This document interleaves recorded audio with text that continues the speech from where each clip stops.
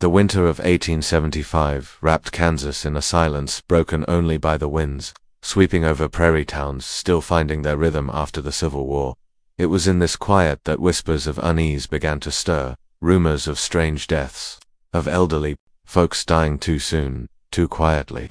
These deaths occurred in separate counties, but they shared a curious link. Each victim had recently hired a polite, well-spoken young caregiver named Thomas Whitfield. He was just 19. Yet carried himself with the calm assurance of a seasoned doctor. Families remembered his gentle hands, his respectful tone, and the soothing way he explained the inevitable death. And when it came softly, always too softly. No one ever suspected Thomas. After all, he had letters of glowing praise from grateful families. He was a godsend to the rural, overburdened communities of eastern Kansas, places where doctors were few, and caregivers were trusted with lives.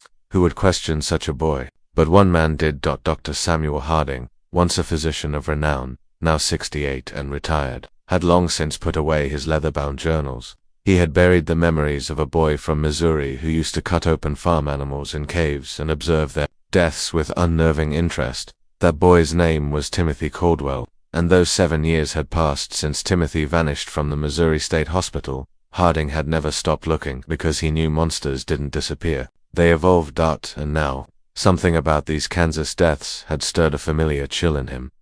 Thomas Whitfield arrived like a blessing to families struggling to care for their sick or aging.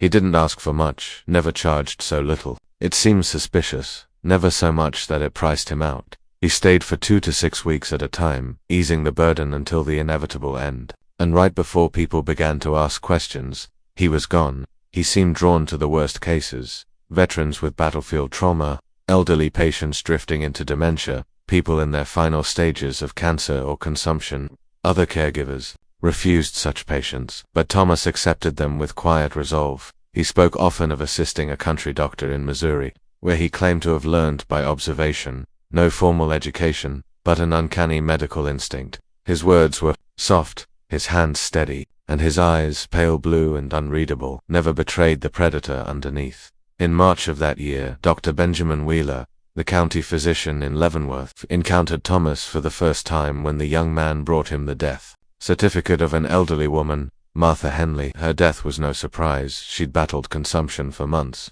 But Thomas's demeanor was odd. Wheeler would later write in his notes, there was no grief in him, just detachment, as though he were reading out a case study, not recounting the death of someone he'd lived with for weeks. Thomas discussed the woman's decline in clinical terms, asking pointed questions about cause of death classifications and how thoroughly deaths were investigated. When the patient was already infirm, the questions weren't casual. Wheeler sensed they had a purpose, like a student studying for an exam, but the exam was murder. Still, the Henley family was full of praise. Thomas had stayed up with her during long nights, given her medication on time, and even prayed with her. They swore by him. His next stop was the Morrison farm. Samuel Morrison, 73, had suffered a stroke and needed round-the-clock care. His son, Robert, upon hearing from the Henleys about the miracle caregiver, brought Thomas in immediately. For 4 weeks, Thomas moved through the house like a ghost, silent, efficient. Neighbors saw him walking the fields early in the mornings, sometimes carrying a small case of medical tools. Other times, he just stood in the mist, watching the sunrise as if calculating something unseen. Samuel Morrison died quietly on a Tuesday. Another stroke, they said. Thomas discovered him while bringing the morning medicine. He summoned Dr. Wheeler again. He warned us the day before, Robert told Wheeler, said Dad was showing signs of decline, that another stroke could happen, any day. When it did, Thomas was calm, reassuring, kind. He made sure Dad wasn't alone. Again, Wheeler found no fault. Samuel's death was textbook, but again Thomas showed no emotion. And again he asked those strange, probing questions about death certification. By summer, the pattern was undeniable. Wherever Thomas went, death followed. 3 to 5 weeks of calm caregiving, then death, then vanishing. And each death occurred just after Thomas had subtly prepared the families. He may not have long, he would say. Prepare yourselves. He only took cases that would provide cover, people already dying. He never lingered in one place. By the time questions could be asked, he was 2 counties away, already caring for the next soul. He wasn't sloppy. He wasn't greedy. He never stole in ways that could be easily detected. If money or heirlooms went missing, families assumed it was misplaced during the chaos of grief. but in time, Dr. Wheeler would learn otherwise. The final thread unraveled in August. In the farming town of Oskaloo, SA. Reverend Jonathan Hartwell was 67, suffering from heart failure, and respected throughout the community. His daughter Elizabeth had hired Thomas Whitfield after her father took a sudden turn. For 2 weeks, Reverend Hartwell's condition improved. Thomas had that effect, attentive, patient, confident, but Hartwell wasn't like Thomas's other patients. His mind was sharp, and years of counseling troubled souls had given him a keen instinct for spotting shadows in men. On the morning of August 15th, he called Elizabeth to his bedside, agitated. "Something's wrong with that boy," he told her.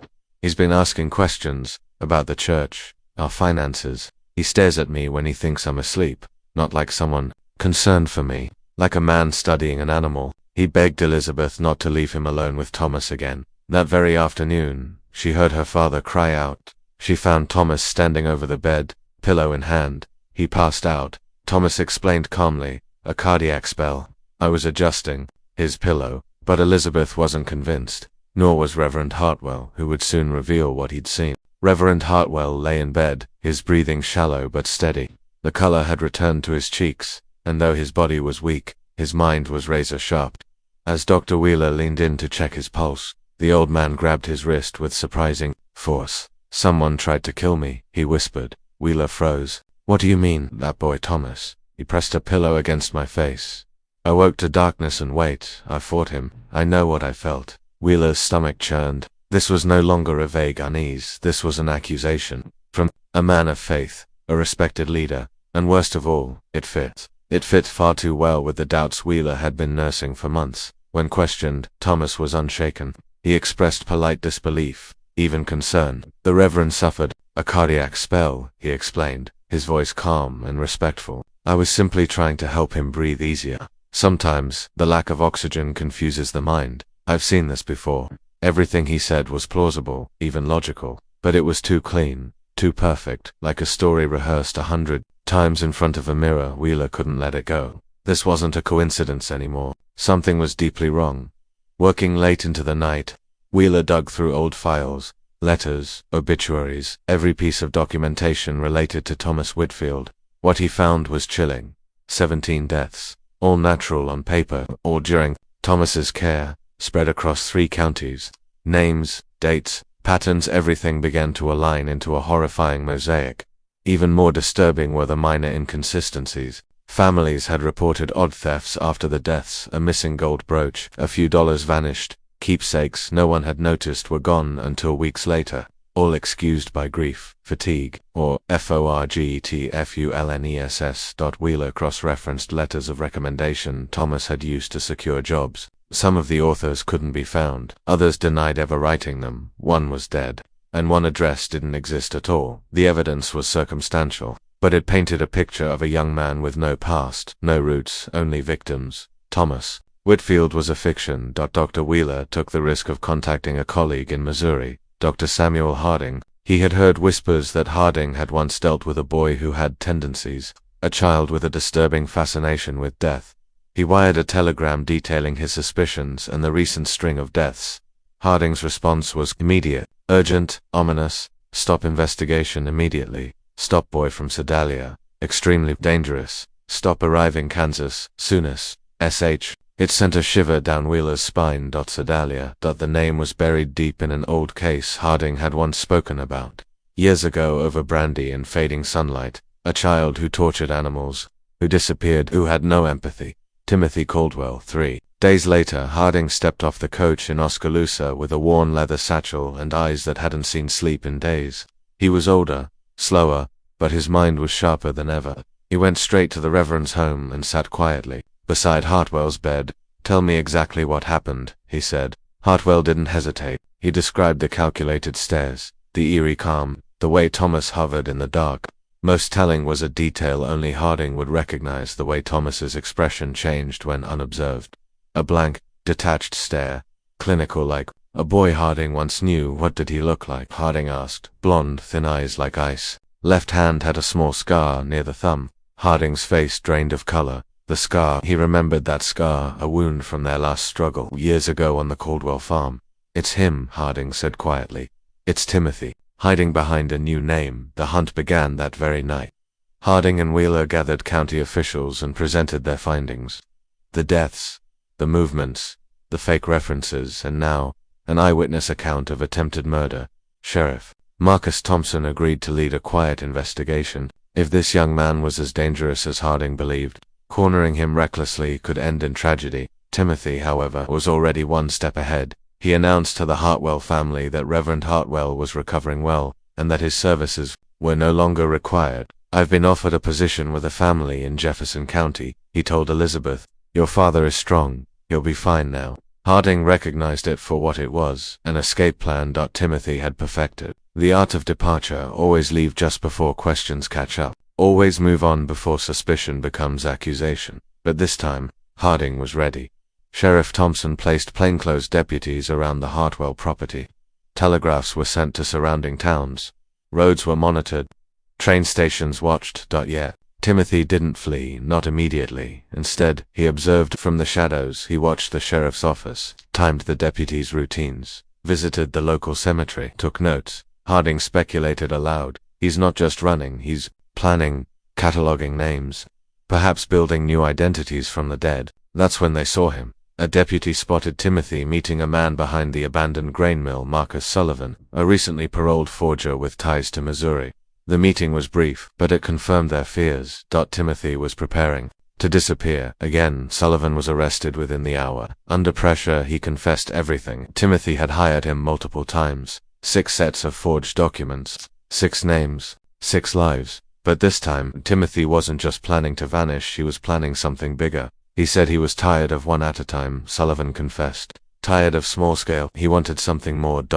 Memorable. Said he'd found a family, the perfect setup for something massive. The revelation landed like a thunderclap.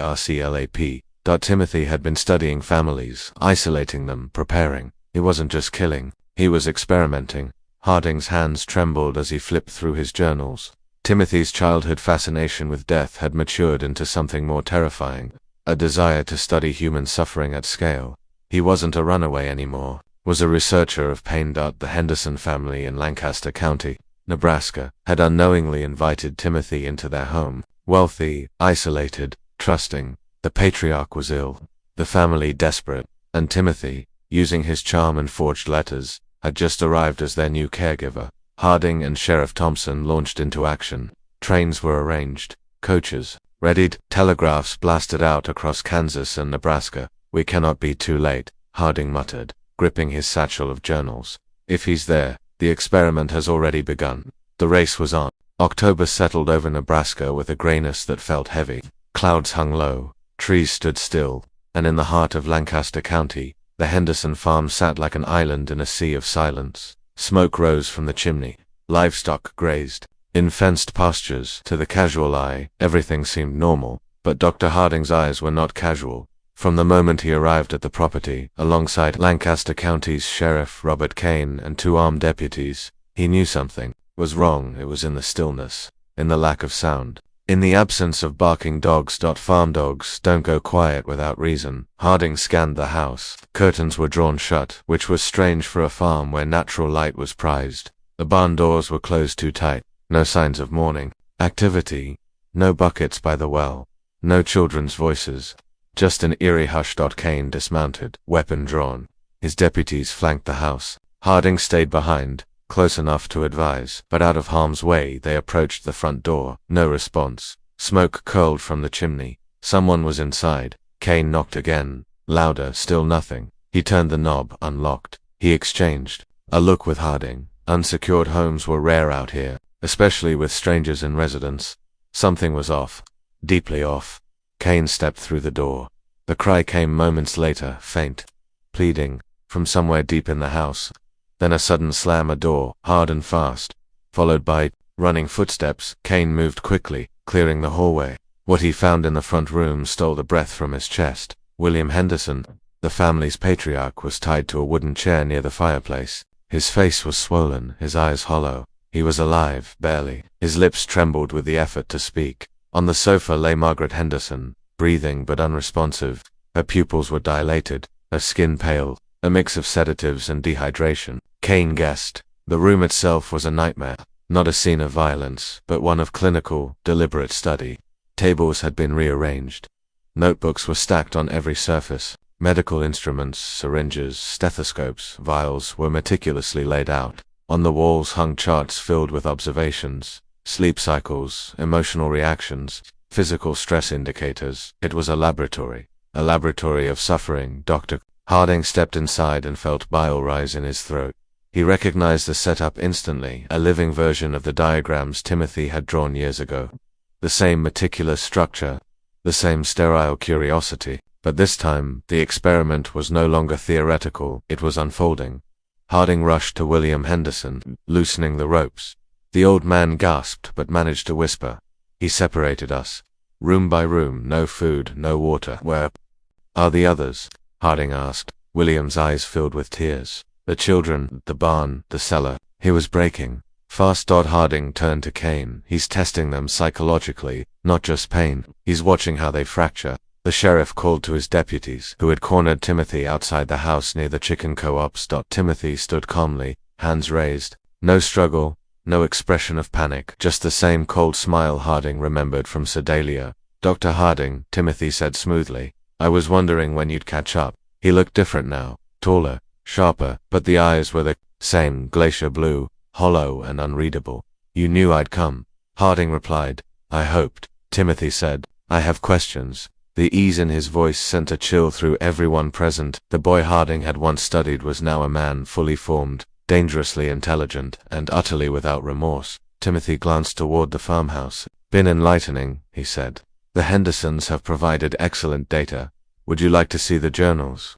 Harding stiffened. He knew what Timothy was doing, baiting him, appealing to his clinical curiosity. It was working, and that terrified him. But there was no time for that. Sheriff Kane's men began the rescue effort. Harding instructed them carefully. Each family member will be isolated, he warned, and each location is likely booby-trapped or unstable. First, they found James Henderson, the eldest son, trapped in the barn's hayloft. Timothy had rigged the beams. One wrong step, and the structure could have collapsed. It took 2 deputies and a local carpenter to stabilize the area before they could bring James down. Next, they located Mary, the daughter, locked in the root cellar. A broken lantern had leaked gas into the chamber. Another hour, maybe less, and she would have suffocated. Last came the children, 5 and 7, hidden in the well. The structure had been sabotaged. The floor weakened. Rainwater had begun to flood the space. The children were cold, trembling, but alive.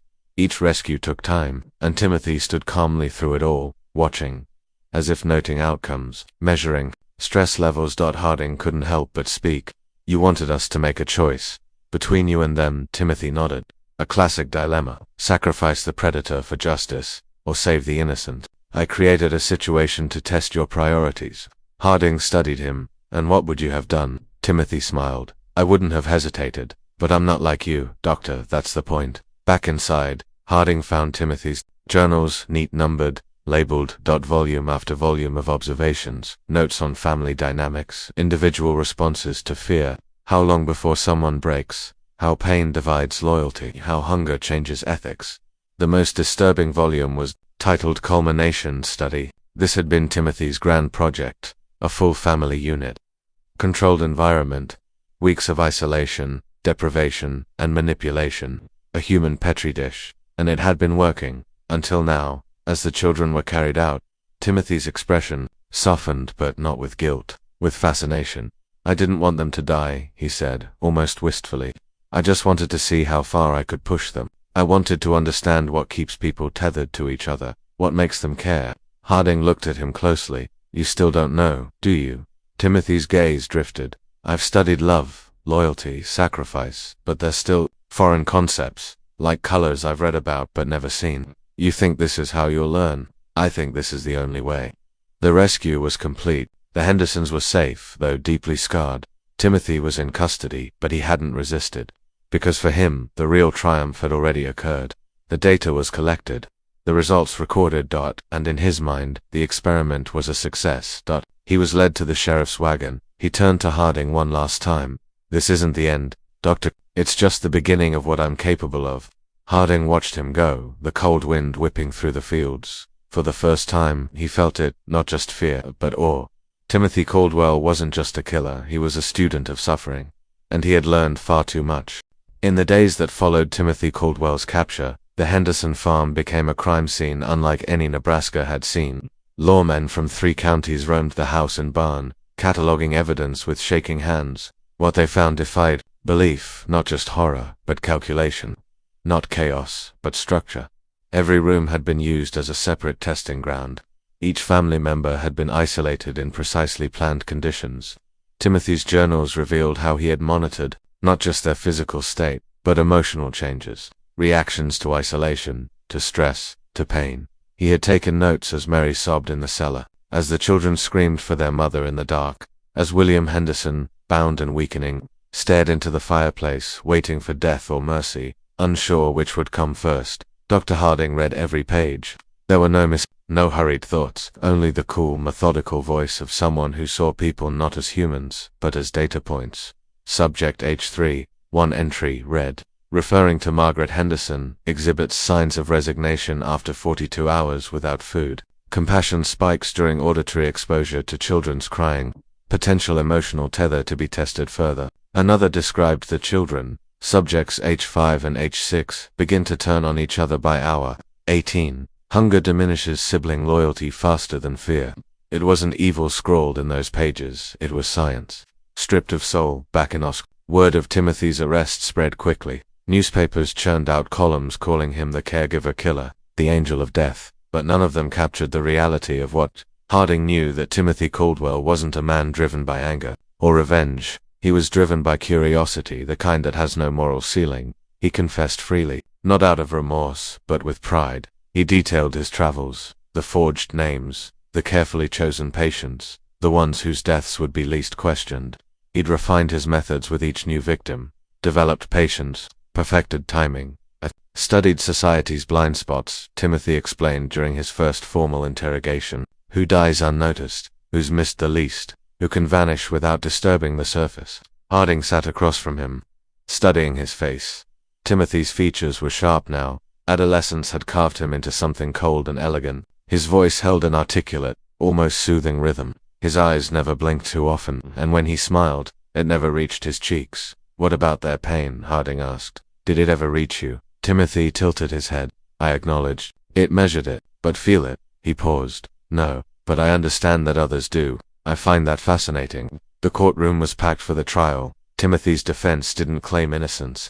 Instead, it pleaded mental incompetence that Timothy lacked, the capacity for empathy, for guilt, for understanding morality in any meaningful sense. The argument was not that he hadn't committed the murders, but that he'd done so as a product of something broken inside him. Dr. Harding was the star witness. He testified for hours, detailing Timothy's psychological profile, tracing the thread from a disturbed boy who tortured animals to the man who had nearly destroyed an entire family. He described his time treating Timothy in Missouri, the warning signs, the eventual disappearance, the 7 years of silence, and then the pattern of death that emerged like footprints across 3 states. He is not insane in the traditional sense, Harding told the court. He is lucid, intelligent, fully aware of his actions, but he lacks what most of us take for granted, the wiring for conscience. He paused. That doesn't make him a mystery. It makes him a mirror, a glimpse into what happens when intelligence evolves without morality. Timothy took the stand himself. He wasn't asked to, but insisted. And when he spoke, the room froze. He talked about his victims with the same tone a scientist uses for lab mice. He described suffering like a researcher discussing atmospheric pressure, factual, emotionless. I regret the limitations of my research, he said. If I'd had better tools, more time, I believe my findings would have changed how we understand human motivation and resilience. What about the people who died? The prosecutor asked. They were participants, unwilling, yes, but necessary. You killed 17 people. I documented 17 deaths, Timothy corrected. The causes aligned with their conditions. I simply observed their trajectories. It was this precise language, that inability to see humans as anything but systems to study, that shocked the jury more than any bloodstain ever could. The verdict was unanimous. Life imprisonment without the possibility of parole. But even in sentencing there was debate, because Timothy wasn't just a killer, he was a case, a window into the psychology of something humanity didn't yet understand. What happens when the mind evolves but the heart does not? A special facility was arranged, not just a prison, but a research site.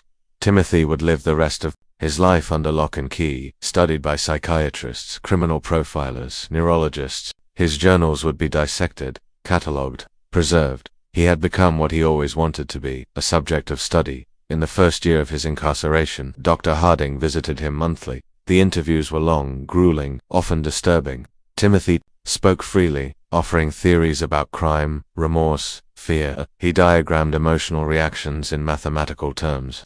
He predicted recidivism rates among fellow inmates with chilling accuracy.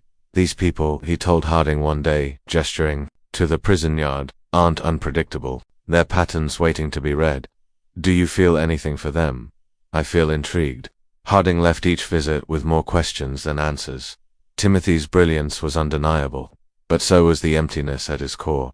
And yet, despite everything, Harding couldn't help but admire the clarity of Timothy's mind. The way he deconstructed human behavior with surgical precision, that it was horrifying, and it was captivating. Late one evening, Harding wrote in his journal, Timothy Caldwell is not a ghost story. He is a medical anomaly, a neurology without empathy, a predator born not of trauma, but of design. If we ever hope to stop the next like him, we must understand him, and to do that, we must look where we fear to look, into the mirror of the mind, stripped of its soul. He closed the book and sighed. He was aging fast. His hands trembled more. His thoughts sometimes wandered. But his mission was clear. He hadn't just found a killer. He had found a question. Winter pressed against the stone walls of the penitentiary like a steady hand, cold and unmoving. Inside the specially secured wing, Timothy Caldwell remained still in his chair, pale fingers resting on the arms like punctuation marks in a sentence too long to finish. He wore the same expression Dr. Harding had come to recognize, not boredom, not agitation. It was something else, expectation. You've read the new reports, Timothy said, voice soft as snow. More incidents, same patterns. Harding didn't respond. He had in fact read about 2 unsolved deaths in Colorado, 2 patients, same symptoms, same timeline, but no clear connection. Not yet. Timothy smiled. There are more like me, he continued. Not many, but they exist. You think I'm an exception. I'm not. I'm an early model. Harding wanted to dismiss him, to label it manipulation, another layer of performance, but his gut whispered otherwise. Back in his study, Harding lit a lantern and opened his worn journal, the page where he'd once written Caldwell, Timothy profile. Homicidal curiosity had since expanded into dozens of entries, notes on behavior, language, patterns of deception. But in recent pages, a shift had taken place. His notes no longer described a subject, they described a category, a possibility. What if Timothy was not the only one? What if this was a kind of development, not an illness, but an evolutionary outlier? Intelligence without empathy, curiosity without morality. What if Timothy was not a mistake of nature, but a preview? Harding paused and stared at the sentence he had just written. Timothy may not be broken, he may be next. Meanwhile, Timothy was thriving in confinement. He read obsessively philosophy, neurology, criminology. He wrote constantly, often, annotating his own journals with new reflections. The prison is a controlled ecosystem, he once told Harding. Everyone here is sorted by behavior, crime, status. It's like a living chart, an endless test. He'd even begun drawing maps of inmate interactions, who shared meals, who showed aggression, who withdrew. One page had the title, Trust Decay in Isolated Populations. Warden Briggs, a hard man who'd served through the war, called Timothy the quietest nightmare I've ever met. He never yells, never fights, never breaks rules, but he watches everyone, and when he speaks, you feel like prey. Harding's interviews continued monthly, but they were wearing on him. The physician's health was failing. The tremor in his hands had grown worse. His vision was blurred on colder days. Still, he came, because despite everything, Timothy talked to him, only him. Their conversations had shifted. They spoke less about past crimes, more about theory. Timothy would hypothesize about future social breakdowns, about how fear and grief might be engineered in families or communities. You've studied how people heal, he once said to Harding. I've studied what breaks them, Harding asked. And do you believe healing is real? Of course, Timothy answered, but it's just another system, one that can be delayed, manipulated, or interrupted. One winter morning, Harding arrived looking paler than usual. His gait was slow. He sat across from Timothy, cleared his throat, and asked a strange question. What do you believe happens when you die? Timothy tilted his head. To me, or in general, either, Harding said. Timothy didn't blink. Biological decay. Psychological legacy. If I die, I become more valuable. Like a sealed experiment, results frozen in time. Harding's eyes didn't move. And your soul? A pause. I've never observed one, Timothy said. Harding was dying. That much was clear. In private, he had begun preparing his final documents, boxes of notes, transcripts, letters to researchers who would inherit the Caldwell archive. His last journal entries were reflections more than observations, thoughts on guilt, failure, and the impossible weight of understanding evil not as chaos, but as cold intention. In one entry he wrote, Timothy never truly escaped the hospital. He simply carried the asylum within him, a controlled world, where he decides the boundaries of empathy. Harding knew he had failed. In one sense, he hadn't saved the victims. He hadn't caught Timothy before the deaths. But in another sense, he had done something few could. He had witnessed.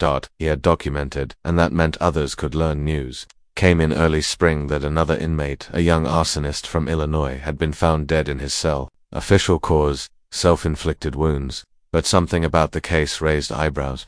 He had been one of the few inmates who ever spoke to Timothy, shared meals, sat near him in the yard. Harding was summoned to review the circumstances. He sat with Timothy in the interview room, now lit with harsh gaslight that made every shadow seem alive. Did you have anything to do with this? Timothy's voice was calm. Influence isn't always action, Doctor. Sometimes, it's gravity. What did you say to him? I offered him perspective. He was fascinated by oblivion. I helped him visualize it. Harding closed his notebook. Timothy, do you believe you're helping people? I believe I'm clarifying things, he said. People lie to themselves. I don't. The research community had begun to whisper about Timothy's case. Psychiatrists came from Boston, New York, even Paris, requesting access to the journals. Most were denied. Harding had set strict conditions: no public publication until after his death, no excerpts, no distortion. One younger researcher, a sharp-eyed neurologist named Dr. Eliza Gray, had written, Harding directly, your work has changed how we view criminal pathology, but the Caldwell case may hold keys to understanding preconscious intelligence. Harding folded the letter and stared out the window. Maybe she was right. Maybe Timothy was more than a killer. Maybe he was a map of where humanity could go, if it ever forgot how to care. Harding's final visit came on a quiet morning in late summer. The room was warm with filtered light. Timothy looked older, not physically, but in some intangible way, as if the world had started to seep into him at last. I won't be back, Harding said. Timothy studied him. Your condition is advancing. Harding nodded. I want you to know, I don't hate you, he said. I never needed you to, Timothy replied. But I hope, Harding added, that someday you realize what you've missed. Not in theory, but in life. Timothy was quiet. Then, in a voice lower than usual, he said, I wonder sometimes what it would feel like to hold someone's hand and not analyze it, just feel it. Harding stood. You may never feel it, but others will, and that's why you must remain where you are. Timothy didn't respond. As the door closed behind Harding, he whispered, I understand. Dr. Samuel Harding passed away on the morning of October 12, 1876. He died quietly in his study, seated in his worn leather chair, his final journal resting on his lap. A half-written sentence trailed off at the end of the page. There must be more we can do to stop, and that was it. The last thought of the man who had spent his final years in pursuit of understanding not just one killer, but a deeper truth about human nature's most frightening edge. His funeral was held in silence. No grand eulogies, no procession, just a few colleagues and former patients, along with a locked trunk left in the care of Dr. Eliza Gray. Inside were notes, all of them, the Caldwell files. The trunk, when opened days later in a research lab outside St. Louis, revealed nearly a decade's worth of written documentation, case studies, observation journals, recorded interviews, and transcriptions of every conversation Harding had held with Timothy Caldwell. But it was the personal notes, the handwritten margins, the reflections that disturbed Eliza Gray the most. Timothy wasn't just a subject in Harding's writing. He had become a kind of mirror, a question mark at the end of every theory Harding once believed in. In one torn page, Eliza read, He is not insane. He is what reason looks like when divorced from compassion. He is not chaos, he is precision. Another page simply said, Timothy does not kill to destroy, he kills to understand. Meanwhile, Timothy remained exactly where he had been, confined within the secured ward of the state penitentiary. But prison hadn't dulled his mind. If anything, isolation sharpened it. He continued writing, he continued observing, and he continued offering insights that no one else could. By the time Harding's successor, a younger psychologist named Dr. Thomas Grayer, took over the interviews, Timothy had written 7 new volumes, all titled The Anatomy of Decision. Weren't confessions, they were analyses, breakdowns of human thought during panic, grief, jealousy, rage. He cross-referenced prisoners' behaviors with their crimes, mapped thought pathways, and dissected motivation like a surgeon dissects a chest cavity. In one journal, he wrote, "Regret is simply the illusion of correction. It does not alter the past, it only pacifies the present." Grayer, disturbed but fascinated, tried to challenge him. "Why continue writing if no one will ever publish your work?" Timothy only smiled. "They will," he said. "Eventually. People always look where they're afraid to see, as long as someone else looks first." By the early 1880s, the sealed Caldwell archive had begun circulating among a small inner circle of criminal psychologists and law enforcement specialists. It was unofficial, even secretive, passed by hand, copied discreetly, whispered about. In universities, its impact was immediate. Profilers in Chicago used Caldwell's principles to understand the behavior of a local poisoner targeting tenement families. In New York, a detective claimed he solved a double homicide after reading Timothy's breakdown on familial loyalty under duress. But each reader walked away changed, because Timothy didn't just write about murder, he wrote about us, our fears, our blind spots, our most selfish instincts. He wrote about the soft underbelly of society's assumptions, and he wrote it all with surgical detachment. Inside his cell, Timothy remained aware of his growing reputation. New guards treated him with caution, some with reverence. Visitors began arriving from overseas, doctors from France, criminologists from Germany. They came not to challenge, but to listen. He welcomed them all. In his own words, he described it as a slow education of the curious. He had become a prophet of the mind's darkest potential, not because he sought converts, but because others came seeking his view from the abyss. Still, there were boundaries even he would not cross. He refused to speak of his earliest crimes, those committed before he became Thomas Whitfield. He called them undeveloped works, raw, clumsy, full of emotion. "I was messy back then," he said to one German psychologist. "Too personal, now I'm clean." By 1890, 2 decades after his first confirmed killing, Timothy was no longer seen as a criminal by those in academic circles. He was seen as a case study, a keystone. Some argued he had helped define the field of forensic psychology itself, even if only by existing. Others feared that honoring his insight gave him power, gave him legacy, but Timothy didn't seem to care about legacy. He seemed to care only about accuracy. During one interview, when asked if he felt satisfaction knowing his words influenced science, he replied, "I feel satisfaction when people stop pretending they're better than they are. I feel satisfaction when someone finally admits that the line between thought and action is thinner than we're comfortable believing." It wasn't until 1901 that Timothy, now in his mid-40s, received an unexpected visitor, William Henderson, the same William Henderson who had once been tied to a chair, waiting to die, the same man who had lost everything and survived the ultimate cruelty, being made part of a game he couldn't comprehend. He walked slowly, his back was stooped, his eyes watery but hard. The guards hesitated, but Henderson insisted. "I don't want revenge," he said. "I want to see what emptiness looks like up close." The 2 men sat across from each other, decades between them. Timothy greeted him politely. "Mr. Henderson." Henderson said nothing for a long time. Then finally, "Do you remember what you said to me the day you tied me to that chair?" Timothy nodded. "I asked whether you thought love could survive isolation, and you said," Henderson continued, voice trembling, "I'm going to watch it decay." There was silence. Then Henderson leaned forward, hands shaking. "Well, it didn't. We rebuilt. We healed. My family, my grandchildren. You didn't break us, you just broke yourself." Timothy didn't respond right away.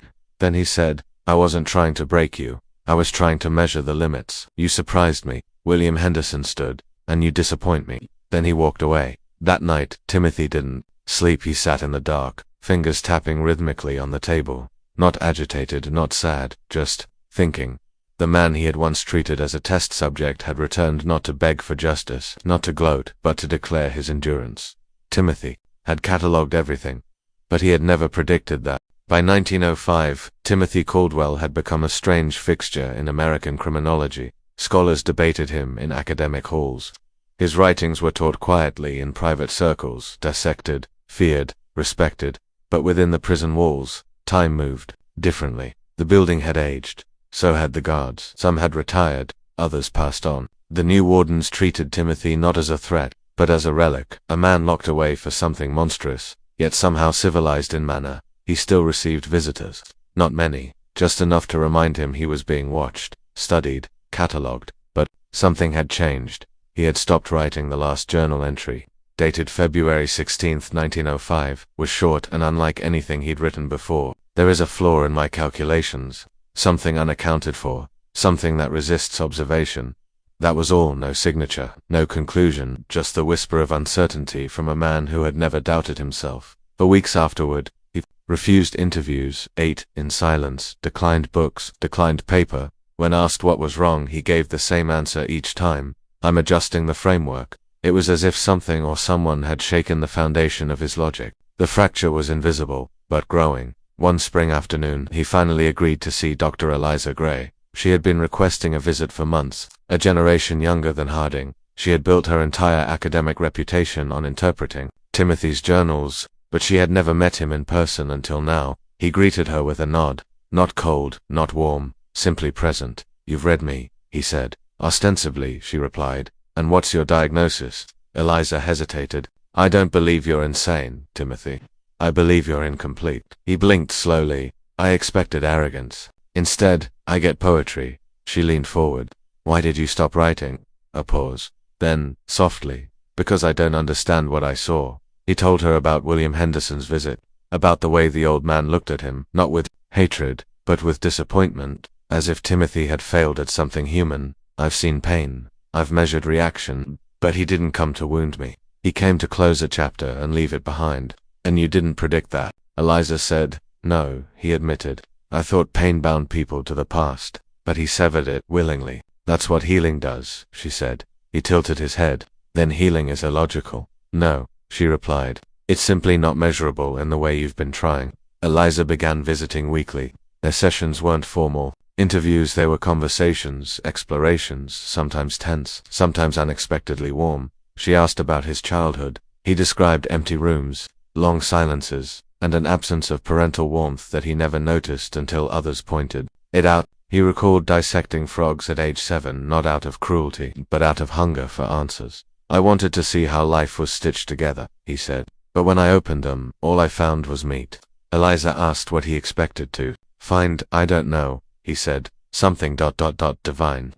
Over time, he began writing again, not in journals, but in letters, short notes addressed to no one, thoughts, fragments. "Empathy is the variable I cannot simulate. Suffering is not always a gateway to truth. Sometimes it is just noise. The presence of love in another does not create love in oneself." He left them on his cot. The guards delivered them to Eliza, who filed them carefully. There were dozens by summer. One note stood out more than the others. "Perhaps the soul is not measurable because it is not a constant. Perhaps it's something that emerges only when witnessed." By the autumn of that year, Eliza believed Timothy had entered what she called a metacognitive spiral, a phase where he was questioning the entire system by which he interpreted human behavior. He no longer sounded like a man charting others from a distance. He sounded like a man trying to step into the circle and feel something for the first time. And yet, Eliza remained cautious. She reminded herself and her colleagues that this man had orchestrated the deaths of dozens,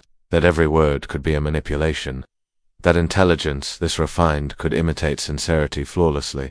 Still, she wondered, if Timothy could question himself, could he change? The turning point came one night in October. A guard named Jenkins, new and too bold for his own good, entered Timothy's cell during late rounds and taunted him. "You think you're special.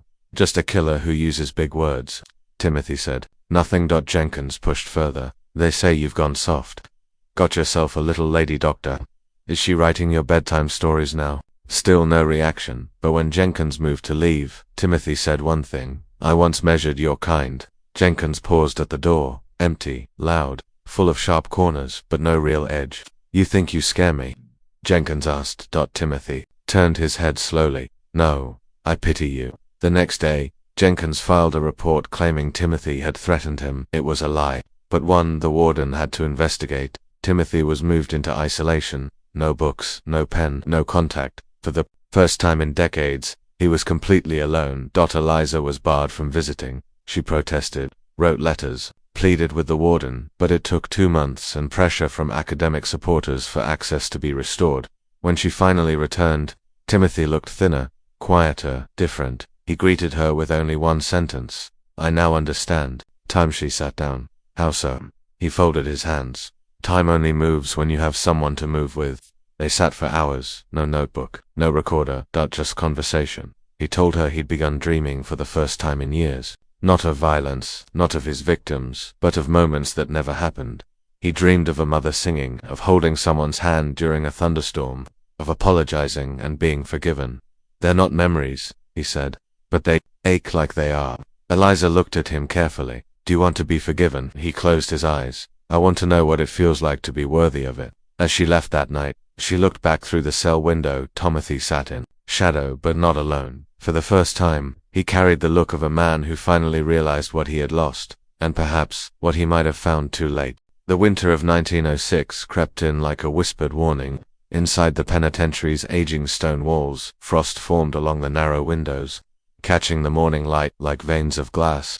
Timothy Caldwell sat wrapped in a thick gray blanket, staring not at the frost, but through it, as if trying to see beyond something that no longer answered him. He hadn't written in days. His hands, once so steady, now trembled slightly, whether from age or something deeper.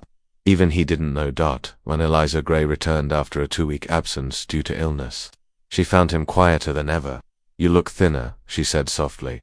He looked at her, and for the first time in months, he looked tired. "Absence recalibrates expectation," he said, meaning, "I assumed you wouldn't return. Did that upset you?" "I don't know what it did," he admitted. And that, she knew, was progress. In the months since their conversations had deepened, Timothy had begun referring to things he once refused to acknowledge: fear, disappointment, even memory.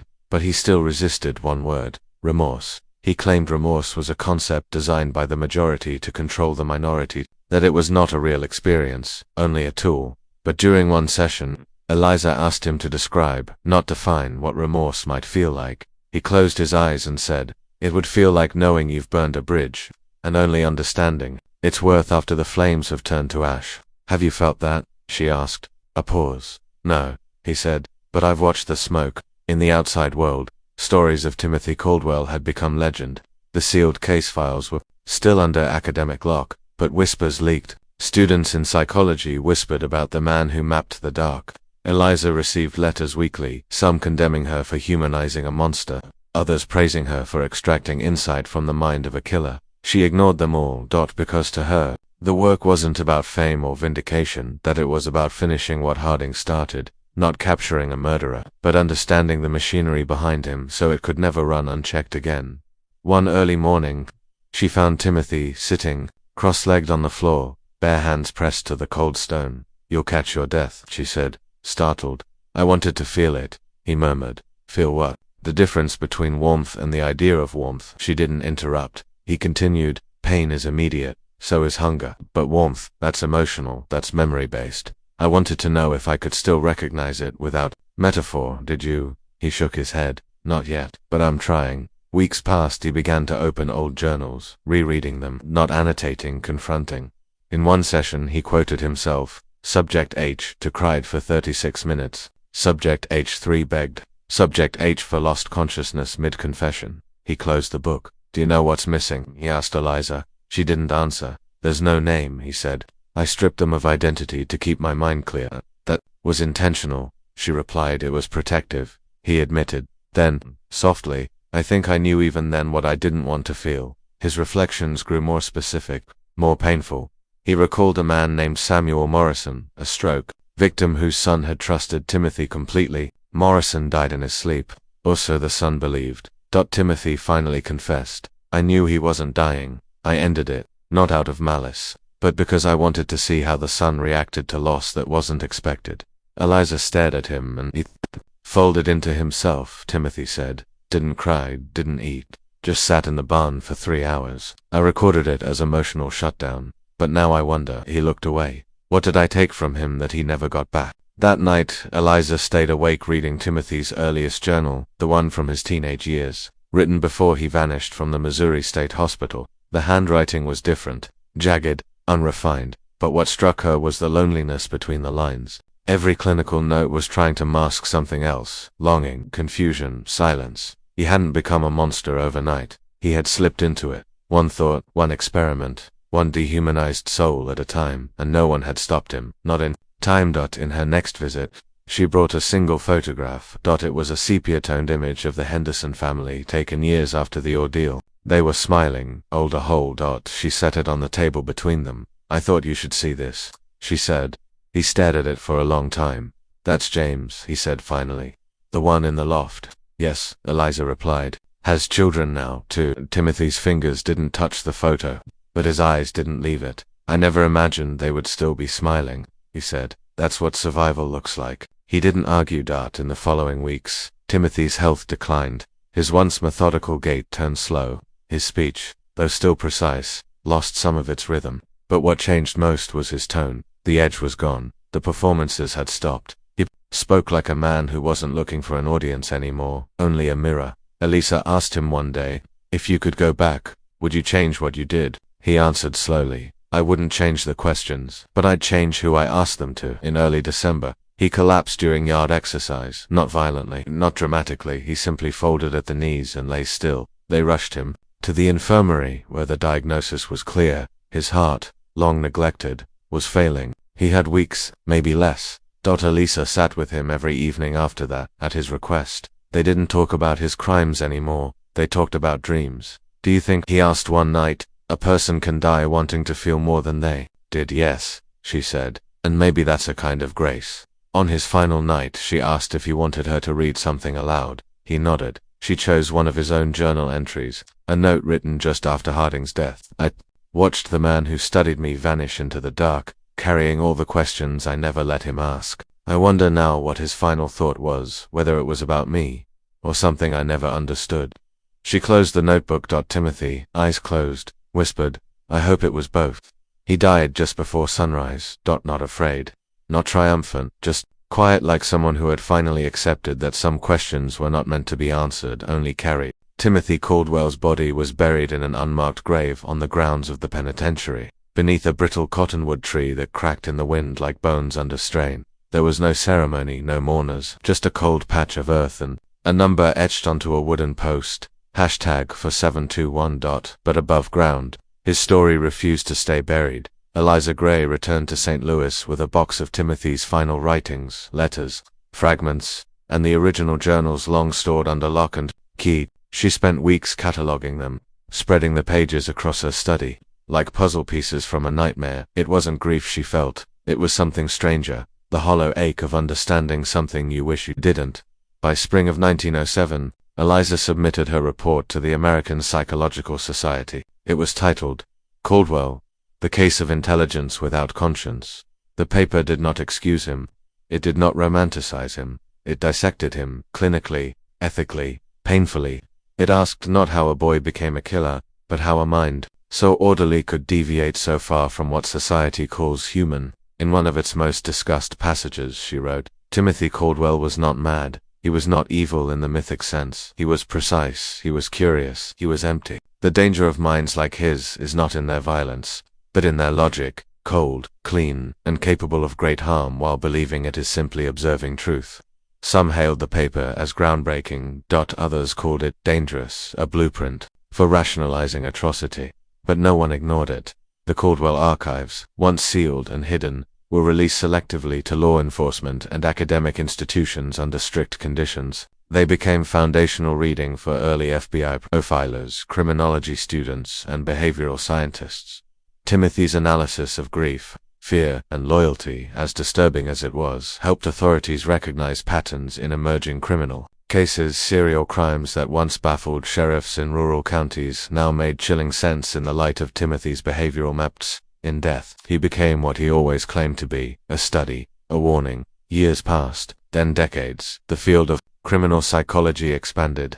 Terms like psychopathy and antisocial personality disorder entered textbooks, and somewhere behind the clinical language was always the ghost of Caldwell. The prototype no one wanted to admit existed. In 1923, the Department of Justice quietly unsealed the last of his writings. Among them was a letter addressed simply, "To whomever continues to ask." It read, "I do not expect forgiveness. I do not believe in redemption, but I believe in clarity. If my work helps you see the cracks before they widen, then perhaps I have contributed something meaningful.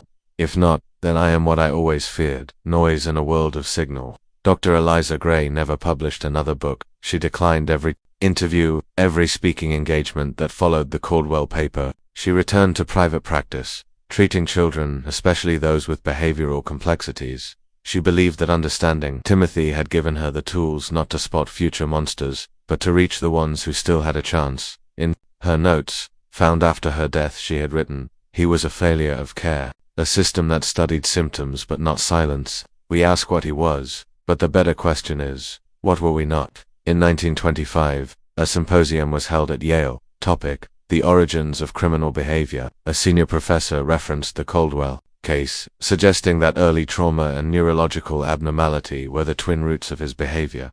A younger attendee stood up, a bright, skeptical researcher, and asked, "If that's true, then why didn't he break? Why did he design?" The room fell quiet, because that was always the mystery. Timothy Caldwell didn't rage, he engineered that same year. A young FBI agent named Nathan Cross requested access to the Caldwell files. He was assigned to a series of child abductions in Ohio and believed the suspect was mimicking methods detailed in Timothy's journals. He was right. The suspect had read about Timothy in a criminal psychology digest and attempted to recreate what he called the fracture experiment, thanks to Timothy's original observation note. Cross predicted the suspect's next move and prevented another abduction. When he wrote his report, he ended with, "I hate what this man did, but I cannot deny what he taught us." Darkness. Mapped is still darkness, but now we know where not to step. Back at the penitentiary where Timothy once lived, the cell he occupied was eventually cleared, the cot removed, the walls painted over, but one guard refused to scrub the tiny carving on the underside of the desk. That it was a single word, observed. No one knew when he etched it, but it stayed, a relic from a mind that chose to watch instead of weep. In the early 1930s, as psychology and criminal forensics matured, Caldwell's name slowly faded from public discourse, not because he was forgotten, but because his insights had been absorbed into the very fabric of the field. His fingerprint was in every interview protocol, every suspect profile, every lecture on the difference between reason and morality. He had become invisible the same way he once lived, not gone, just beneath the surface. Watching, still teaching. In a university archive in Massachusetts, a student named Rose Donovan came across the full Caldwell collection while researching for her thesis on behavioral deviancy. She spent months immersed in his journals, but it was Eliza Gray's annotations that stayed with her most. The ones in red ink. They didn't challenge Timothy's ideas, they challenged his silences. Next to one entry where Timothy described a victim's final moment without emotion, Eliza had written, "Where is your humanity here?" Beside a chart mapping sibling loyalty decay, she scribbled, "Did you ever wish they had resisted you? Would it have changed you?" And on the last page of the final volume, where Timothy had written simply, "I understand," she'd added, only one word beneath, "Do you?" Timothy Caldwell's legacy remains unresolved, not because of what he did, but because of what he revealed. That there are questions no amount of intellect can answer, that the absence of empathy is not just a void, it's a force, and that sometimes the most dangerous minds don't raise their voices, they ask the right questions, and wait. The year is 1951. In a narrow reading room of the University of Chicago's Department of Psychology, a young graduate student sits alone with the Caldwell archives spread out before him. The edges of the pages are frayed, the ink is faded in places, but the words, those meticulously sharp, unsettling words, still cut like glass. He's been reading for hours, his mind tangled in ethical knots he can't untie. Do with knowledge that comes from a monster. What do you learn from a mind that chose dissection over compassion? What is the cost of understanding Timothy Caldwell? And then he sees it a page near the back of the final journal. A short note. 1. The professors had redacted in earlier publications. 2. Personal. 2. Speculative. It reads, "If I had been shown kindness without condition, not the kindness that expects change, but the kind that simply says, 'You exist, and that is enough,' would I have still become what I did?" The student sits back, stunned. Because the question is not rhetorical, it is yearning. It is human. Decades earlier, Just before her retirement, Eliza Gray gave one last public lecture. The hall was modest, the audience sparse, but those who attended remembered every word. She walked slowly to the podium, her notes untouched in her hands. Then she said, "I was one of the last people to speak with Timothy Caldwell before his death. I spent 5 years in his presence. He taught me how cruelty can dress itself in logic. But more importantly, he showed me the limits of observation." She paused. "We study people like him to prevent future harm, to create profiles, to detect danger early. And that's good. That's important. But if we only observe, and never intervene, we are not researchers. We are witnesses to suffering." After the lecture, a young woman approached Eliza and asked her something no one had dared to ask before. "Do you believe he ever changed?" Eliza didn't answer immediately. She looked out the tall window behind her, into the darkening sky. "I believe," she said softly, "that he wanted to. Back in the prison where Timothy had once lived, now converted into a museum, his cell is still intact. Visitors can walk through it, see the desk, the cot, even the chalk lines he drew on the wall to measure sound intervals. There is a plaque beside the cell that reads, 'Here lived Timothy Caldwell 1858-1906, whose mind became a case study for the modern understanding of criminal psychology. He asked questions we still wrestle with today about empathy, logic, and the moral weight of knowing.' Children pass through with wide eyes. Some are frightened, others fascinated. All of them are told one thing: he was not a ghost. He was a man, and he was real. Years later, a letter is discovered in an old storage crate in the Missouri State Hospital. Archives postmarked 1869, never opened. Addressed to the name Thomas Whitfield. It's written in careful looping script. It reads, 'Dear Thomas, if you ever find this, I want you to know something. I'm sorry I couldn't protect you better. You were always too quiet, too sharp. The world doesn't know what to do with boys like you, but I loved you. Even when I didn't understand you, Mama.' There is no return address, no clue whether he ever received it, but one wonders if he had. In a library in Paris, a professor of moral philosophy teaches her students about the ethical responsibilities of knowledge. On the final day of class, she reads them a passage from Eliza Gray's personal memoir, one she published years after her retirement, under the title Witnessing the Abyss. The passage goes, "He was a mirror we didn't expect. We went to study him as a specimen. We left with our own reflections burned into our hands. That is the danger of engaging with darkness. You may understand it, but it will also understand you." She closes the book. The students are silent because they know it wasn't just about Timothy, it was about all of us. One final discovery remains. In 1986, during renovations in the eastern wing of the penitentiary, workers remove a cracked brick behind Timothy's cell. Inside is a small, rusted tin box. Inside that, folded carefully and untouched by time, is a single page. On it are 8 handwritten words. "I watched the world. The world never watched back." There's no signature, but there doesn't need to be. Timothy Caldwell's story did not end with his death. It echoed, not as a tale of madness, but as a question no one has yet answered. What happens when intelligence outpaces empathy? What becomes of a world that teaches knowledge, but not kindness?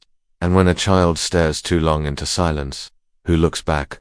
Today, Timothy Caldwell is not studied in public schools. His name is absent from elementary lessons, rarely mentioned on television, never turned into movies. But because some stories aren't meant to entertain, they are meant to warn. But in quiet corners of psychology departments, in obscure texts passed between researchers, his theories live on. Not as truths, not as gospel, but as challenges. Because in every generation, there are minds that question the shape of morality, that press at the walls between reason and feeling. And in those minds, we must always ask, what are they watching? And who is watching them? On the final page of Eliza Gray's private notes, tucked between transcripts and case summaries, is one last sentence written in her hand. She never published it. She never shared it. It was for herself. It says, "He taught me what darkness sees when it stares into light."